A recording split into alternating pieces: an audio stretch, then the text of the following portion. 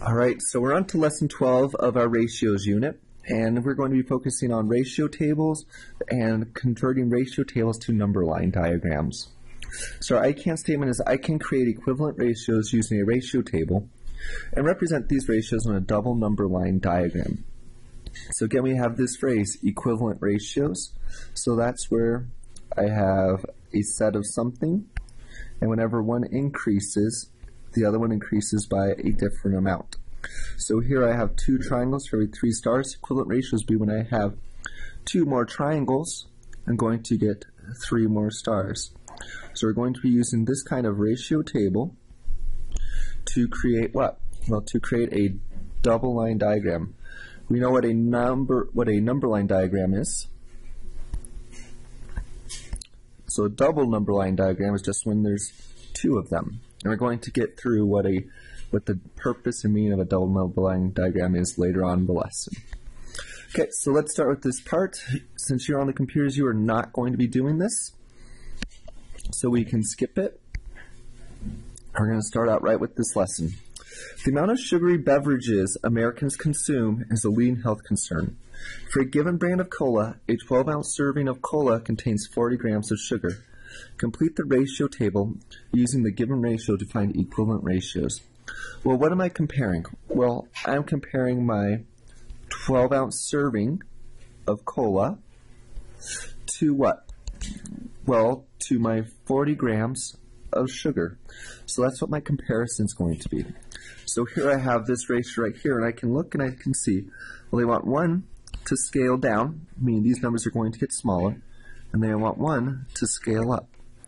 So what can I do? Well, I can see I can divide 12 by 2 and 40 by 2 to get me 6 and 20. Those are equivalent ratios. If I'm not sure, how can I check? Well, I know equivalent ratios will have the same value.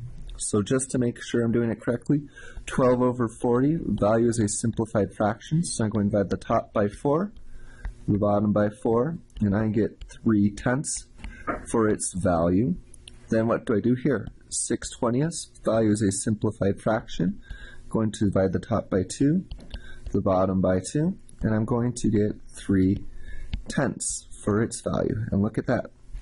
Their values are the same. So I know I'm on the right track. So now it says I want to make my equivalent ratio by scaling up. So I'm just going to multiply by 2. I could multiply by any number, but I'm just going to do 2 because it's nice and easy. So 2 times 24 is what?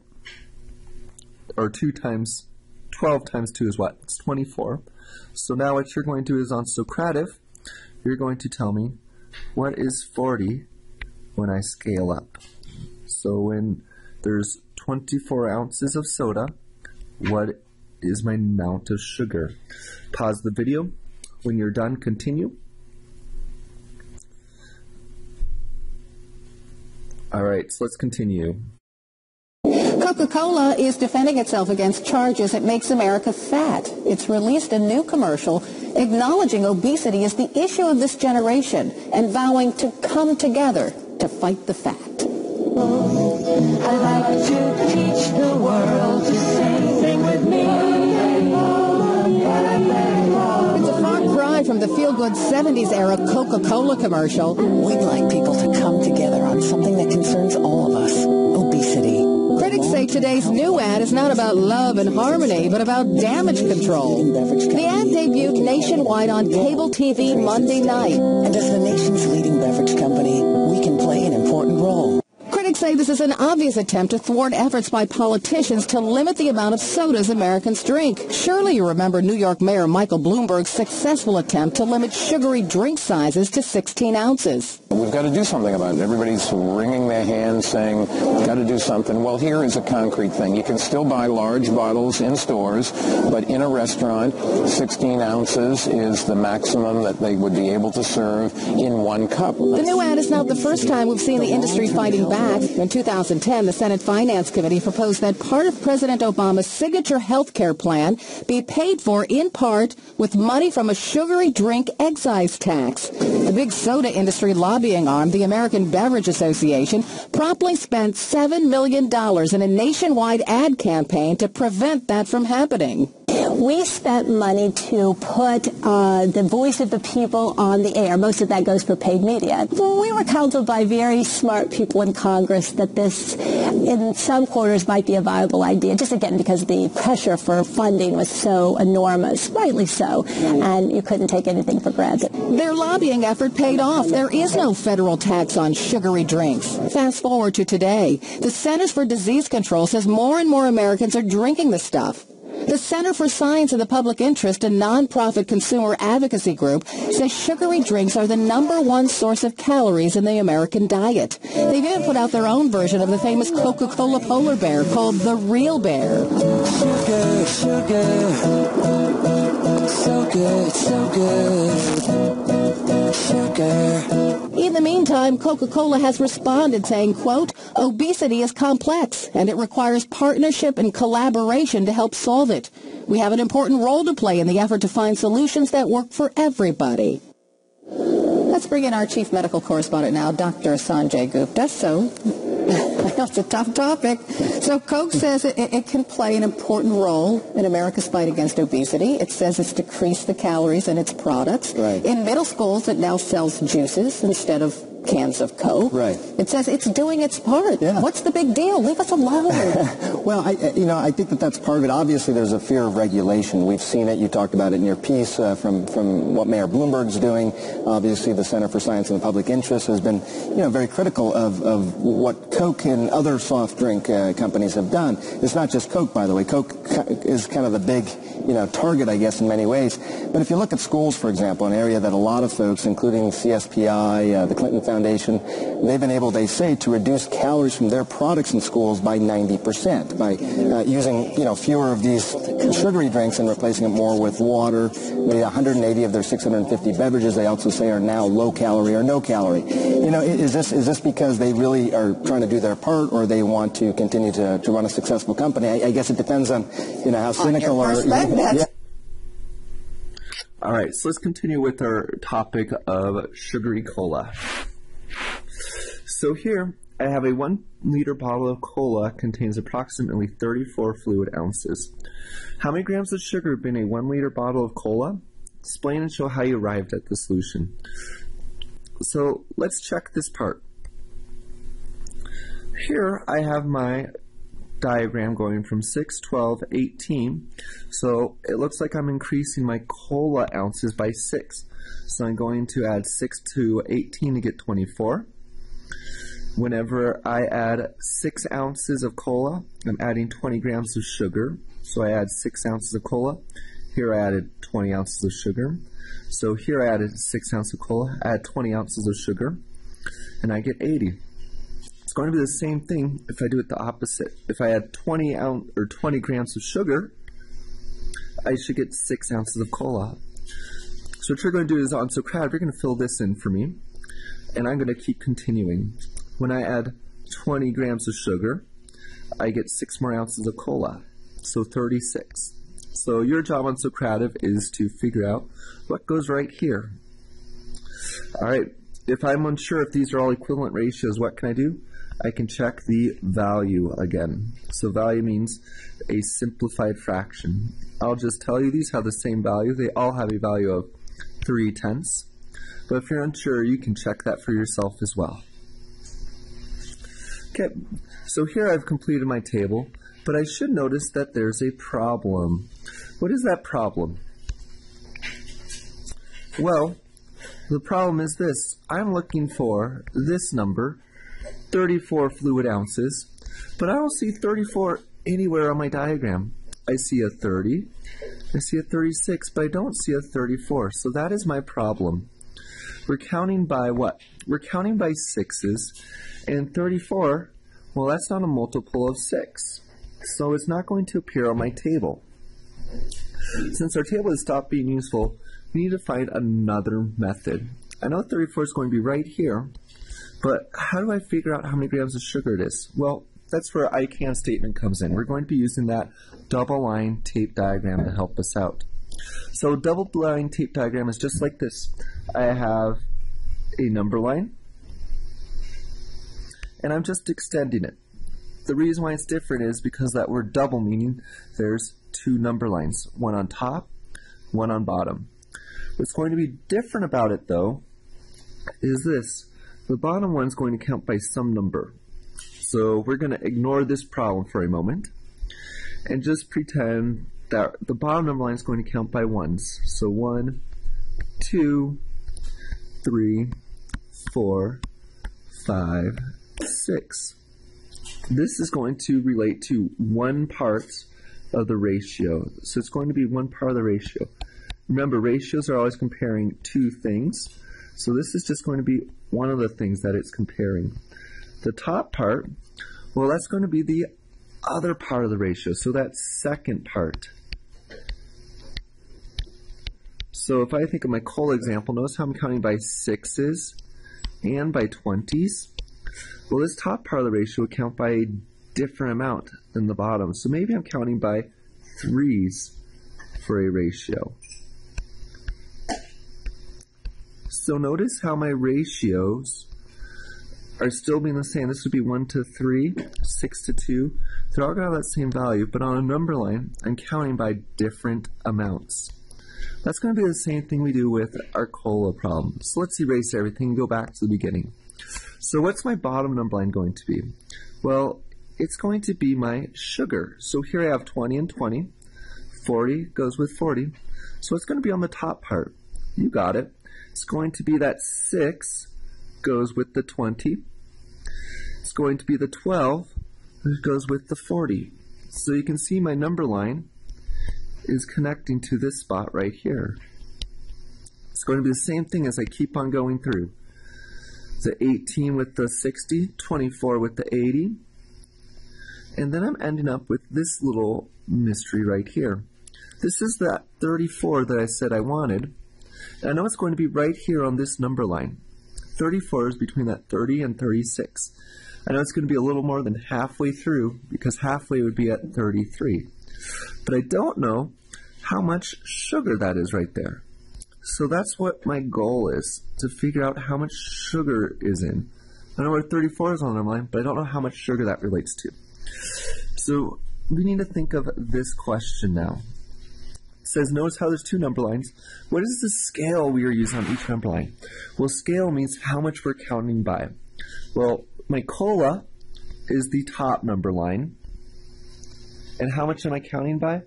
Well, I'm counting by 6.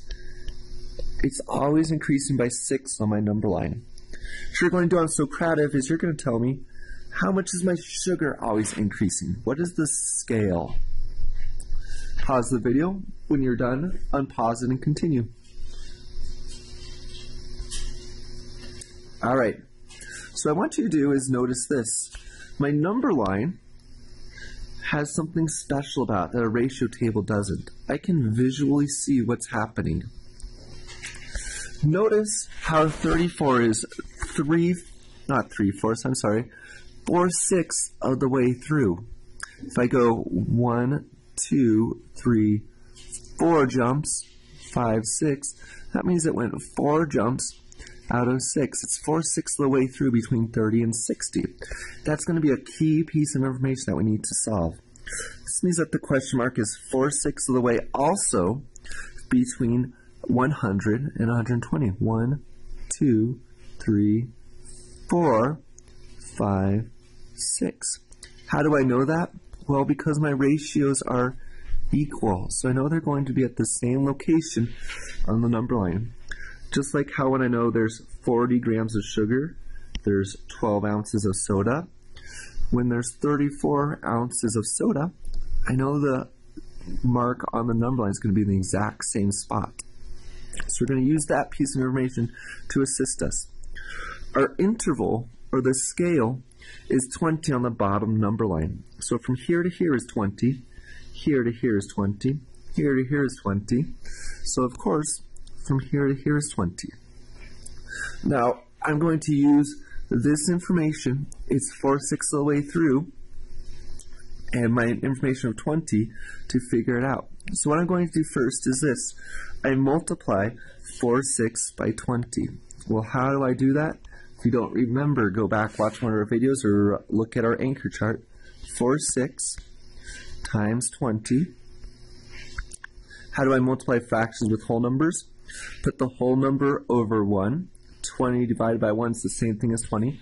And I just multiply straight across. So that's going to equal 80 over 60. Can simplify it now, or I can keep going on. Either way, we'll get the same answer. So I'm going to simplify it now. That's going to equal 40 over 3. And then I'm going to simplify it. I'm going to make it into a mixed number as well. So 40 divided by 3, what I do is I divide, and whatever my remainder is, that's going to be the part for my fraction. So it goes in 1 time. That's going to be 1 left over, bring that 10, or that 0 down, make 10. 3 times, it's going to have a remainder of 1. So then this remainder, remember, is going to be my numerator. Denominator becomes that 3. So I'm left with 13 wholes and 1/3. So I'm just going to erase all that work and just rewrite the important part down. It's going to be 13 wholes and 1/3. Now, does that mean this? Does it mean that there's only 13 1/3 grams of sugar? No, I have to add it to this 100. I'm starting at this 100, and I've just seen how many jumps it went through. 1, 2, 3, 4, 5, 6. So just from here to here is 13 1/3. But look how far my number line I already am. I've already gone 100 spots. So I need to add that 13 1/3 to 100. This part's easy. I'm just going to get 113 1/3. I'm just adding my wholes together to get 113, and I add my fractions together. And since there's no fractions with my 100, my answer is 113 1/3 grams of sugar. So that is a lot of sugar for 34 ounces of soda. That's like 3 soda cans. All right, let's continue with our next example. So continue with our sugary soda example. School cafeteria has a restriction on the amount of sugary drinks available to students. Drinks may not have more than 25 grams of sugar. Based on this restriction, what is the largest size cola in ounces the cafeteria can offer to the students? Well, I'm going to be using the same information I had before. This information, my table chart, I'm going to use it to create another double number line the exact same way. So I'm going to have 6 and 20 for the first part, and 25 is going to be my goal right here with my 12 and 40. So it's the exact same number line. Why do I stop it though when I get to 18 over 60 instead of continuing on all the way up to 100? Well, the answer is this. My goal is I'm just trying to get to this 25 right here. So there's no reason to put the extra effort in and make my number line longer than it needs to be. So I'm going to have this same idea. I need to figure out how far is 25 on my number line. Well, my scale is still 20. So what do I do next? Well, I need to figure out how far 25 is from here. Looking at this picture, it's really easy. It's 1, 2, 3, 4 jumps. So the picture shows me it's 1/4 of the way. But what about if I didn't have this picture? So let's recreate it just like this. It's going to be 20 and 6 and 12 and 40. And my goal is I need to figure out 25. How far away is that? Well, what I can do is this. You can do it whichever way you want. This is just another strategy. How far did I go to get from 20 to 5? Well, I went 5 units. I only increased by 5. 1, 2, 3, 4, 5. How far would I have to get to go from 5 now to 20? Well, that's 15. How far do I have to go from 25 to 40? That's 15 also. So this right here is also showing me this part right here. What I can do is this. I can take how far I went. So I went 5, and I put it over my scale, which is 20. So I went 5 steps, 1, 2, 3, 4, 5, out of 20. And what does that simplify to? Well, that simplifies to 1/4, which is that same answer that our picture showed us. All right, so let's continue. So here's my number line, nice and neat and organized. And now, here's my next step. I need to find 1/4 of 6 and add it to 6. Where did that 6 come from? Well, that 6 came from my scale. So I know this is 1/4 of the way. So now I need to find 1/4 of 6. How much is that? Well, how do I do that? It's the same thing we did in the last problem. It's 1/4 times 6. How do I multiply a fraction in a whole number? Put the whole number over 1, and then I just multiply across. 1 times 6 is 6. 4 times 1 is 4. And that's going to reduce to 3/2. And I divide my numerator and denominator by 2. And then I can easily look and say, well, that's 1.5. Is my answer done? No. That's just showing me how far this is from here. That's only 1.5 grams of sugar. I have to figure out how far it is from here to here. So what I have to do is I have to add this part to this tiny part. This tiny part is 1.5. This large part is 6, because my scale is 6. Between here and here, here and here, here and here, that's all 6. So I have 6 plus 1.5. So that gives me 7.5 grams of sugar. Now what does that mean? Well, that means that's the largest size cola. I'm sorry, I have that wrong. It's not 7.5 grams of sugar, it's 7.5 ounces of cola.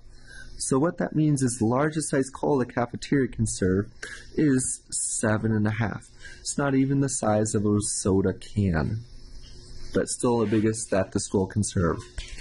All right, so now we're on to this next problem. Yvette solves 3 math problems in 4 minutes. So what does that mean? Well, I'm going to complete my table. And that means for every 3 minutes, or every 3 math problems she does, it took her 4 minutes. For every 6 math problems, it's going to take her twice as long. So that's 8.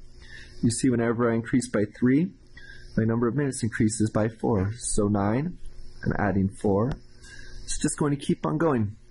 15, I'm adding 4 to that 16. 18, I'm adding a 4 to that 20. Your job is to figure out what that number is for Socrative. When you're done, continue on with the lesson, so you may have to pause the video, then come back. Okay, so here's our second part. Yvette has soccer practice on Thursday evening. She has a half hour before practice to work on her math homework and to talk to her friends. So here's this half hour. That's for her homework and talking to her friends. She has 20 math skill questions for homework. She wants to complete them before talking to her friends. So her math is going to be done before her friends. How many minutes will, I don't know how that name got in there. That should read Yvette. How many minutes will Yvette have left after completing her math homework to talk to her friends? Use a double number line to solve this problem. Continue this problem on the next page.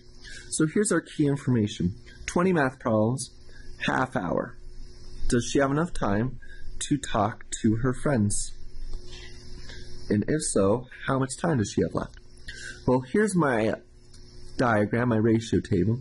What I'm going to do is this. My bottom number line is going to be that number of minutes. So I'm going to start off with 4, and then it just keeps on going. I'm going to stop at 16 just to make sure we're all on the right page. This 4 goes with 3. So what should be right above the 4? Should be a 3. This 8 goes with the 6. So what should be right above the 8? A 6. And then my number line is going to keep on going until it's at the end.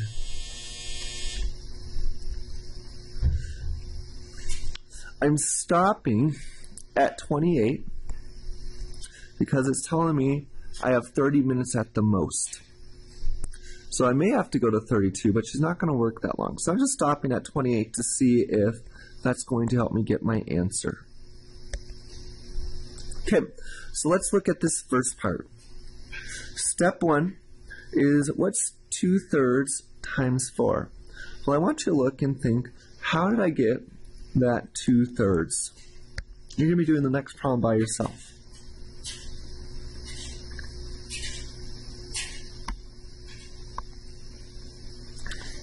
Well, easy. I got it like this. How many math problems were there?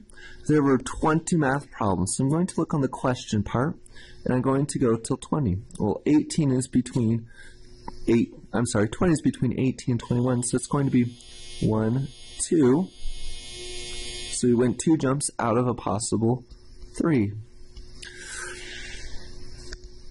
Again, if you don't like that method, I can do it the other way, which is I put the 20 down here.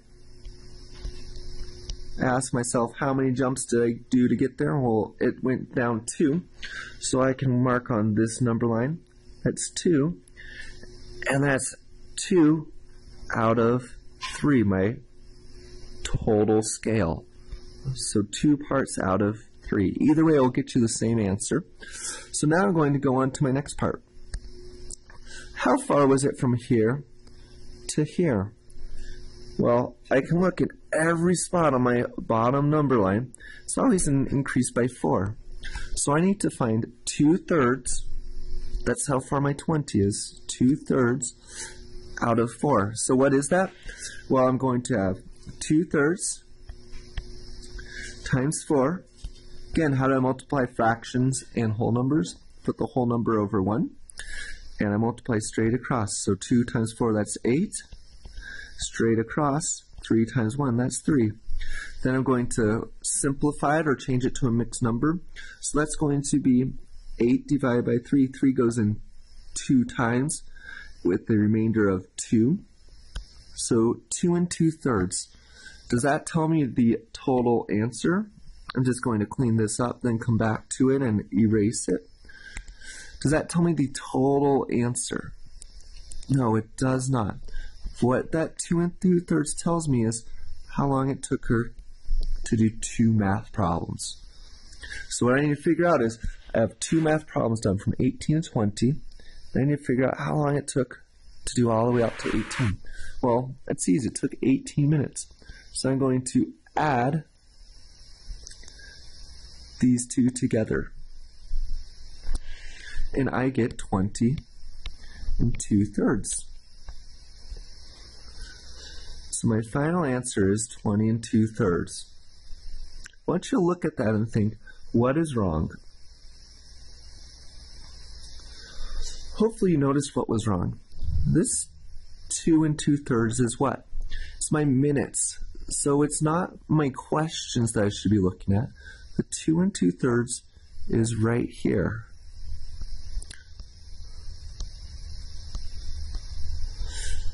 So should I be adding 18 to it? No, I shouldn't be adding 18. I should be adding the 24 because I'm working on my minutes side.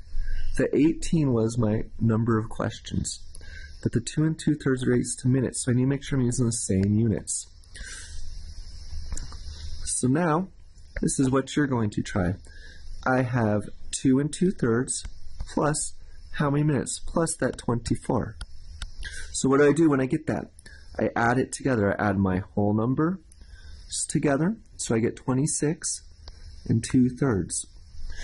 So, is that the answer to my problem? Well, let's go back and look. What was it asking us for? It's asking us for this. How many minutes will Yvette have left after completing her math homework to talk to her friends? Well, this is how long it's taking her to do her math homework. We need to figure out how much she has left to talk to her friends. Well, she has 30 minutes before soccer practice. She's worked this long, so I need to subtract these 2. So what is 30 minus 26 2/3? Well, there's several ways to do that. If you're not sure, use the anchor chart that you have located in your classroom. Or you can follow me along with this. I know my answer should be about 4. How do I know that? Well, 30 minus 26, that's 4. And all I have is this fraction to worry about. Well, what do I need to do? Well, I can't subtract nothing and a fraction, so I'm going to have to borrow a number. This could be borrow 29. I'm going to take a whole just like in normal. It's going to be 3 thirds. How do I know that? Well, 3 3/3 is 1 whole. I just borrowed a whole from here. So what am I going to do? I'm going to have 3/3 minus 2/3. Well, that's easy. That's 1/3. If you have 3 parts, and you're taking away 2 parts, what do you have left? Well, you have 1/3 left. Then I have 29 minus 26. Well, 29 minus 26 is 3. So what do I have for my answer? I have 3 1/3. So Yvette has 3 1/3 minutes left to talk to your friends. All right, so here's our closing. Name 3 different ways you can represent a group of equivalent ratios. Well, one we know is with a ratio table.